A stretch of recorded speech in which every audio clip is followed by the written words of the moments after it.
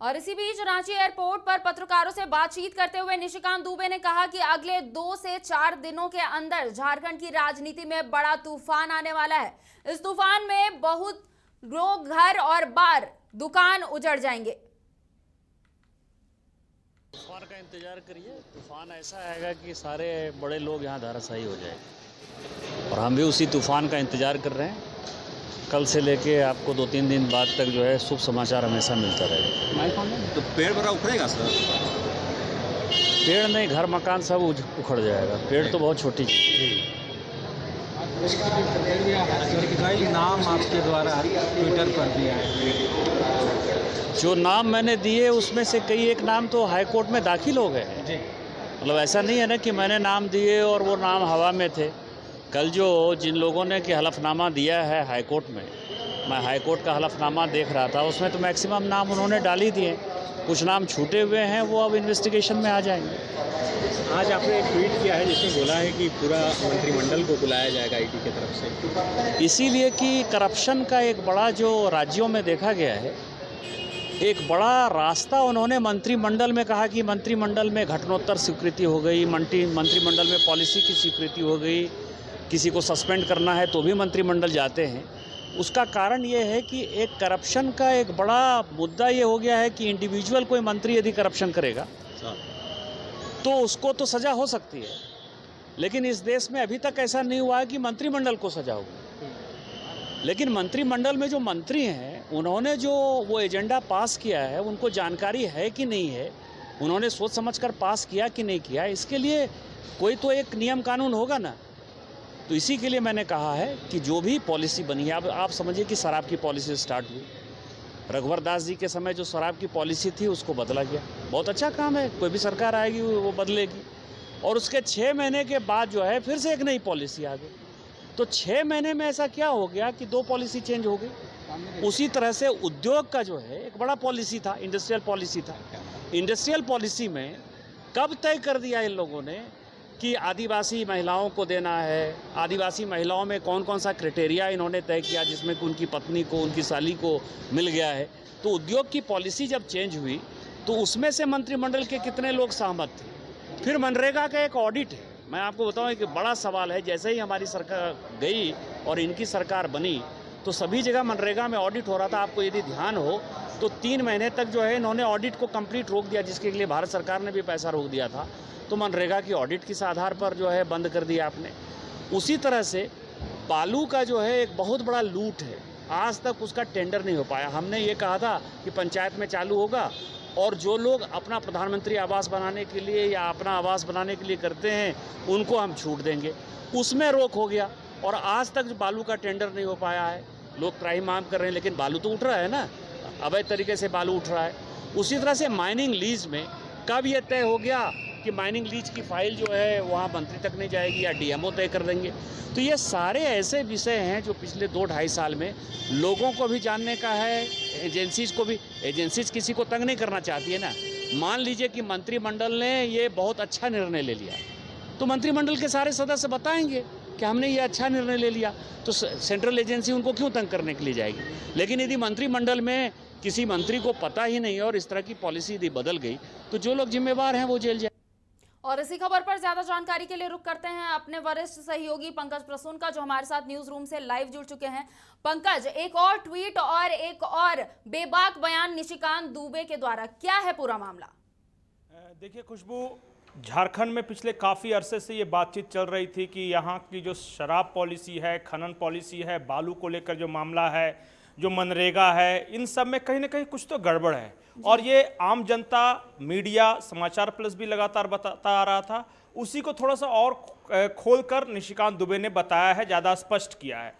दूसरी महत्वपूर्ण बात यह है कि ईडी की जो यहाँ छापेमारी चल रही है और जो जांच चल रहा है, शुरुआत तो हुआ था मनरेगा घोटाले को लेकर। खूंटी में मनरेगा घोटाला हुआ था जब पूजा सिंघल वहाँ की उपायुक्त थी, लेकिन जैसे जैसे तार जुड़ते गए एक के बाद एक, कुछ खनन विभाग के अधिकारी भी इसमें आए, उसके बाद कुछ डीटीओ के अधिकारियों को भी बुलाया गया, कुछ ऐसे दलालों या लाइजनरों को भी पकड़ा गया और उनसे कुछ और खुलासे हुए।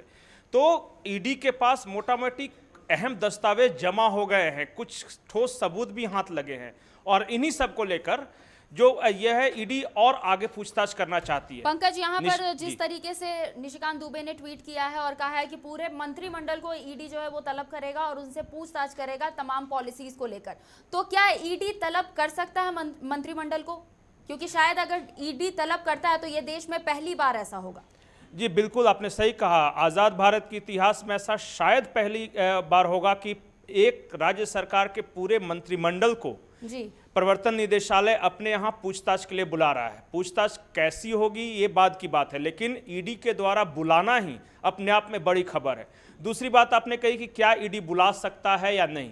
मैं कानून के कुछ जानकारों से बातचीत कर रहा था, हाईकोर्ट के यहाँ वकील हैं या दूसरे संवैधानिक विशेषज्ञ, उनका कहना था कि ईडी को ये अधिकार है कि वो बुला सके, अगर ईडी के पास पर्याप्त दस्तावेज मौजूद हैं तो बुला सके। जहां तक मुख्यमंत्री को बुलाने की बात है, क्योंकि वो भी मंत्रिमंडल के सदस्य होते हैं, तो इसके लिए प्रवर्तन निदेशालय को के पास दो रास्ते हैं। पहला रास्ता तो ये है कि विधानसभा के थ्रू हाउस को ये इन्फॉर्म करे कि चूंकि वो हाउस के मेंबर भी होते हैं कि हम आपके इस मेंबर को यहाँ पूछताछ के लिए बुलाना चाहते हैं। और दूसरा रास्ता है गवर्नर के पास एक चिट्ठी लिखनी है सिर्फ ईडी प्रवर्तन निदेशालय को कि इस बिंदु पर हम यहाँ मंत्रिमंडल के सदस्यों से पूछताछ करना चाहते हैं, और अगर वहां से स्वीकृति मिल जाती है तो ईडी जरूर बुला सकता है। इसके उदाहरण भी हैं।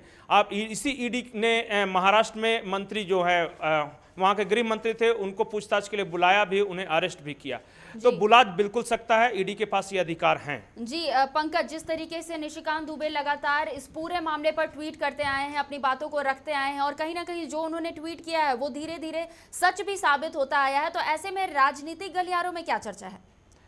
देखिए खुशबू, राजनीति को इस बारे में बहुत कुछ करने की जरूरत है नहीं, क्योंकि हाईकोर्ट में यह मामला है, चुनाव आयोग में मामला है और प्रवर्तन निदेशालय जांच कर रहा है। तो जहां तक प्रवर्तन निदेशालय की बात है, मैं आपको बता दूं कि मंत्रिमंडल में ये आरोप लगते रहे हैं, कई बार ऐसे आरोप लगे हैं कि मंत्रिमंडल को बाईपास कर कुछ पॉलिसियां ऐसी बनाई गई जिसकी जानकारी मंत्रिमंडल के सदस्यों को नहीं है। एक उदाहरण के तौर पर मैं देता हूं कि एक स्थानीय भाषाओं को लेकर एक यहां नीति बनी थी कि कौन सी भाषाएं जेएसएससी के एग्जाम में होगी। बाद में शिक्षा मंत्री मीडिया में बयान देते हैं कि उन्होंने देखा नहीं था, पढ़ा नहीं था, पास हो गया। आप मंत्रिमंडल की बैठक में मौजूद हैं और एक पॉलिसी पास हो जाती है और आप शिक्षा मंत्री हैं और आपको जानकारी नहीं है। इस तरह मनरेगा की बात आज निशिकांत दुबे ने की।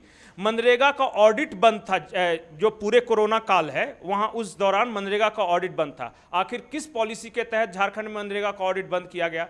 शराब पॉलिसी को 2 बार किस आधार पर बदला गया? क्या जो उत्पाद मंत्री हैं या मंत्रिमंडल के दूसरे सदस्य हैं उनको दोनों पॉलिसी की जानकारी थी और क्यों बदला गया, इस बात की जानकारी दी गई थी। इसी तरह यहाँ खनन विभाग से जुड़े कुछ पॉलिसियां हैं, जो पिछले रघुवर सरकार है उन्होंने एक खनन पॉलिसी बनाई थी, इस सरकार ने उसे बदला।